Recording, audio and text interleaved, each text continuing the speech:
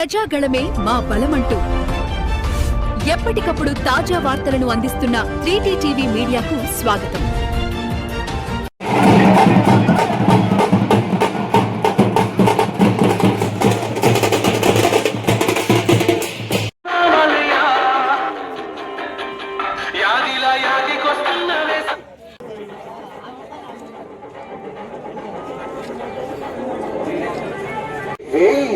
అత్యధిక ఓట్ల మెజార్టీతో గెలిపిస్తారని కోరుకుంటూ చార్మినార్ మున్సిపాలిటీకి జరిగే ఎన్నికలో ప్రచారంలో భాగంగా ఈరోజు 23 అదే 9వ వార్డు ఇంటింటి ప్రచారం చేయడం జరుగుతున్నది.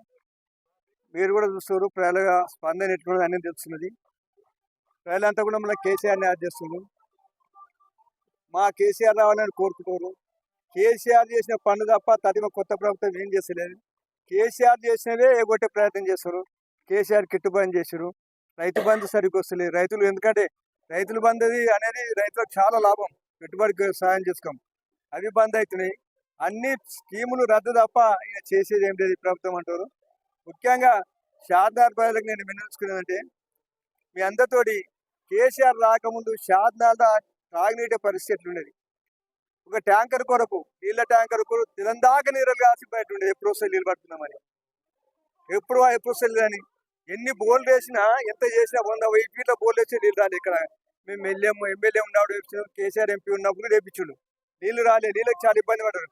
నెవరు కాలిన అటువంటి కొన్ని కాళ్ళులా వారానికి కొన్ని కడవలేవు చెల్లిళ్ళు. పిల్లలకు ఒకటే గ్లాసు నీళ్ళు ఇచ్చేది, ఏమని చేసుకొని స్నానం చేయాలంటే బట్టలు అడుక్కొని చూసుకునేది. కాబట్టి ఆ పరిస్థితి, ఎన్ని ట్యాంకులు కట్టాము, ఎంత ఇంటింటికి నల్ల కనెక్షన్ కేసీఆర్ ఇప్పించాడు ఒక్కసారి జ్ఞాపకం చేసుకున్నాను. చార్మినార్ ప్రజలంతా విజ్ఞప్తి చేస్తున్నా. అది తానికే నీళ్ళు ఇచ్చిండు, కరెంట్ ఇచ్చిండు. నిజమా కాదా? కరెంటు రాత్రి కూడా పండుకున్నట్టే దోమల బాధ పట్టలేక చాలా ఇబ్బంది పడింది. అటువంటి 24 గంటల కరెంట్ ఇచ్చిండు. అదేవిధంగా చార్మినార్ ఎంత అందంగా ఉండవు. సీసీ రోడ్డు ఒకసారి చూడాలి, ఐమాక్స్ లైట్లు కానీ సీసీ రోడ్లు కానీ అన్ని అభివృద్ధి చెందినాయి.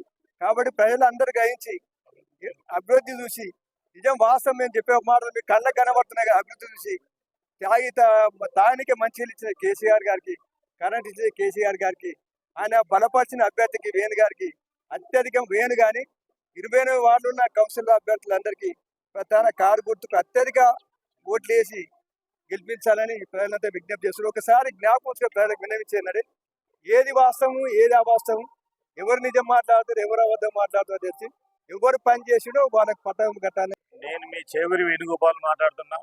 9వ వార్డు నుంచి కౌన్సిలర్గా పోటీ చేస్తున్నా. మీరందరూ కారు గుర్తుకు ఓటేసి గెలిపించగల కోరుతున్నాను. తర్వాత జరగబోయే ఎన్నికలు అయిన తర్వాత అన్ని కాలనీ మొత్తం అభివృద్ధి చేస్తాం.